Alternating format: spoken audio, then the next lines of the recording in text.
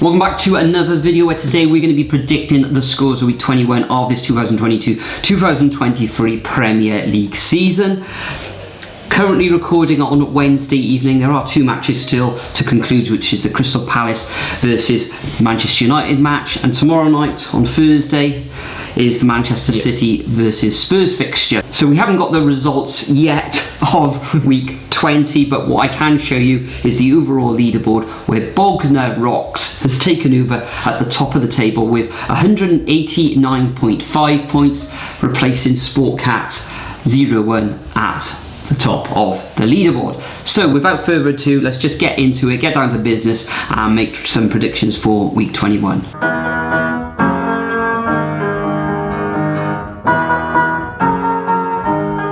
Okay, so first up we have Liverpool versus Chelsea, and that is on midday on BT. So last time around for Liverpool, Saturday, terrible against Brighton. Yes, at the Amex, like they were just not at the races, were they? And Brighton just had them to a T. De Zerbi set them up really well for that.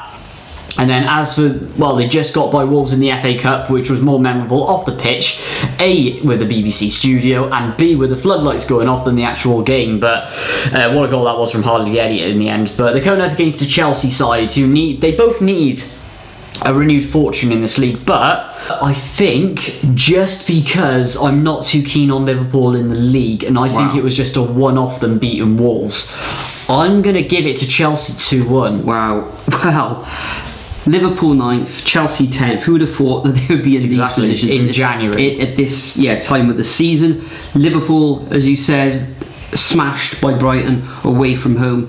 Looks like Nunes is touch and go whether he'll be ready for this game week.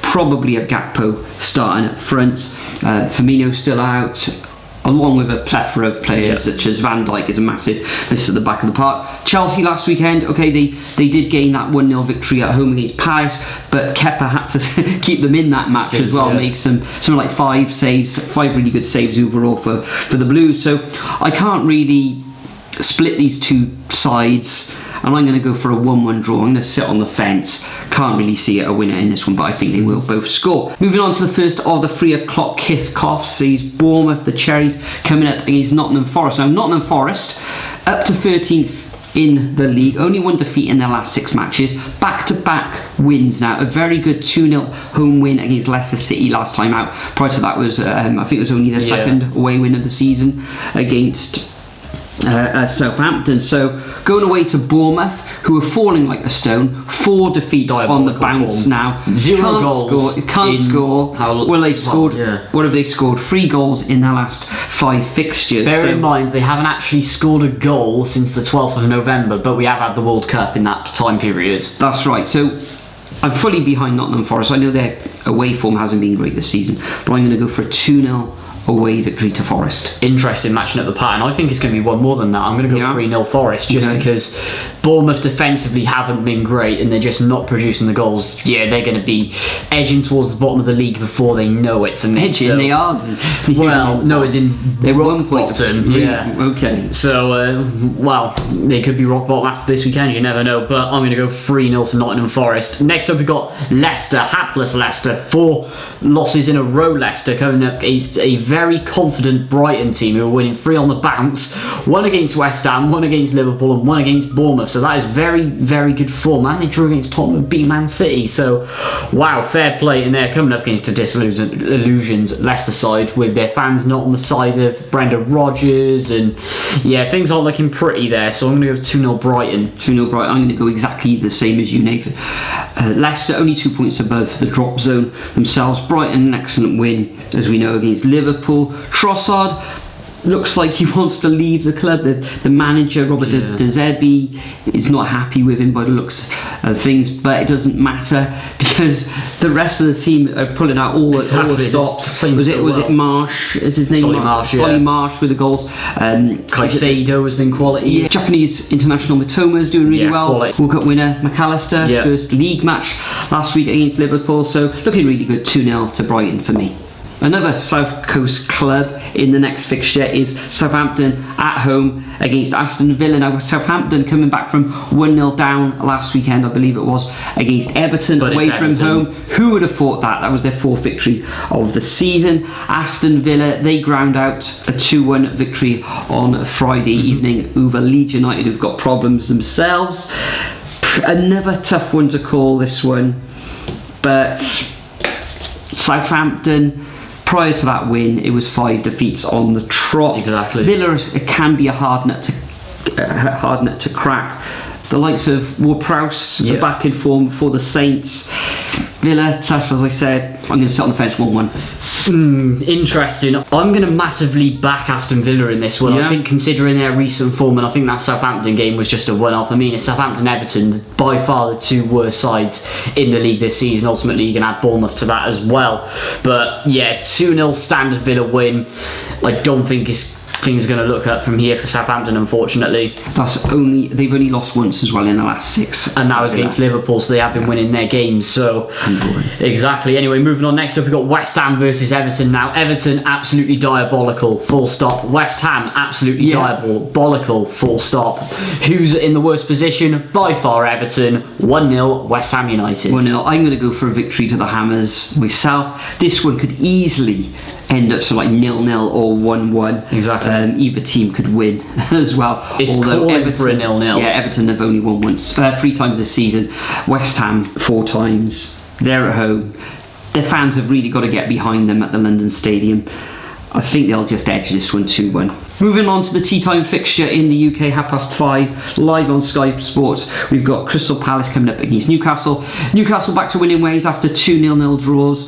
It was another clean sheet though. They haven't conceded a goal in the league in their last 5 matches. Palace starting to drift themselves. That's their 4th defeat in 5 matches. Yeah, and losing as well against Chelsea. Couldn't get a breakthrough against Kepa, as we mentioned a little bit earlier. So in this match, I think I'm going to go for a straightforward 2-0 away victory to the Magpies. Yeah, I completely agree with you. Traditionally, Newcastle not so great in London, but I think with their recent form and just with the way that Palace are playing at the moment, not putting teams away, leaking a lot. When they do lose, they don't score either. I mean, 2 goals in 4 games, in fact, is not good at all. So, yeah, 2-0 tsunami win, to be honest. And Isaac is back as well. He is. And that takes pressure off Wilson up front. So. Absolutely. Anyway, moving on to the 2 o'clock on Sunday between Leeds and Brentford. Now, dirty Leeds, of course, in action tonight against Cardiff City. Come on, you Bluebirds, even though we have no manager at the moment. Tan out. But anyway, moving on, they are facing a Brentford side who are doing actually quite well. 3 wins in 3 matches, scoring goals, beating Liverpool as well, destroying Liverpool. So, what do I go with this one? Jesse Marsh under more pressure, 1-0 Brentford. Yeah, Brentford. I think Brentford will come away with all 3 points in this one, but I think it's going to be more comprehensive. I think they will concede, and I think it will be 3-1. Ivan Toney, we're not sure of the state because of his gambling issues. Yes. But well, we'll find out what happens. But at the moment, he is playing. Scored last week as well. Brentford, just outside the European places. I think going to Leeds, I think they'll come away with all 3 points. Yeah, 3-1, and that one's live on Sky as well. Next fixture, we've got Manchester City coming up against Wolves. This finished 3-0 earlier in the season. Manchester City in the league, stuttering slightly, only 1 win in the last 3. Starting to drift from Arsenal now. Slightly, yeah. That was a really bad defeat against Manchester United last weekend, especially when they were 1-0 up in that game. Haaland hadn't scored for about 2 or 3 matches, I think it is now. Yeah, they're not scoring much or in the aside league from and that. cup. But this one though, I think they'll bounce back and they'll repeat that scoreline early in the season, 3-0. Yeah, Man City 100% bouncing back. I mean, Lopetegui has really turned it around at Wolves, to be fair. Unlucky against Liverpool last night, to be fair. So I'm going to give it to Man City 2-0. Anyway, moving on to the 4:30 between Arsenal and Man United. Biggest match of the weekend, probably. Probably the biggest match of the weekend. Question is, who do I edge it to, considering Man United's form, even beating Man City, beating Wolves. They're on a good run. But it's Arsenal at the top of the league. Yeah, I'm going to go 1-0 to the Gunners. Well, the only loss that Arsenal have suffered this season was against Manchester United, where Man United won 3-1 in the reverse fixture. Arsenal have only dropped 7 points in their, 20 matches that they've played, or 18 matches that they've played this season. So it's going to be tight, this one. Man United actually looking fabulous going forward at the moment. They won 5 matches on the bounce.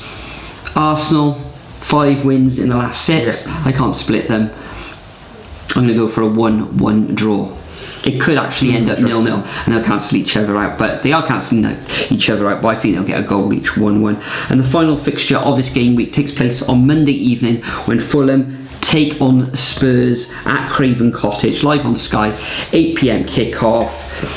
Spurs drifted slightly themselves. Last time out it was a defeat in that North London derby at home. We lost 2-0. Fulham going great guns. Who would have thought Fulham at this stage of the season would be in 6th position? Quite a few people as well, were tipping them to be relegated. Defeat in their last match, which was only 1-0 against Newcastle, where and it is Newcastle. Mitrovic was so unlucky with that penalty. He scored it, but it was disallowed. So could have got a draw in that one. I think they will get a draw in this one, and I am going to go for a 1-1 scoreline. I'm going to back it even further, just because I don't like Spurs' recent form, especially with the way they played in the North London derby.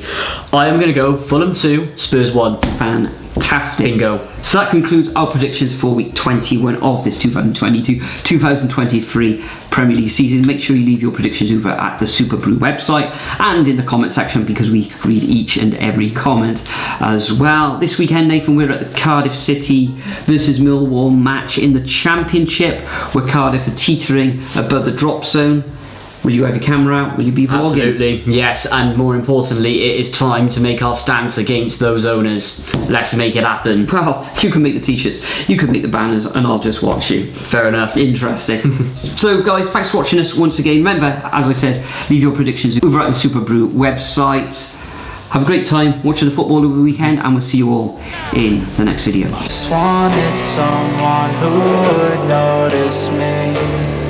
My whole life I just wanted to be somebody to be. Yeah, I just wanna be great. Yeah, I just wanna be great. Yeah, I just wanna be great. Yeah, yeah, yeah.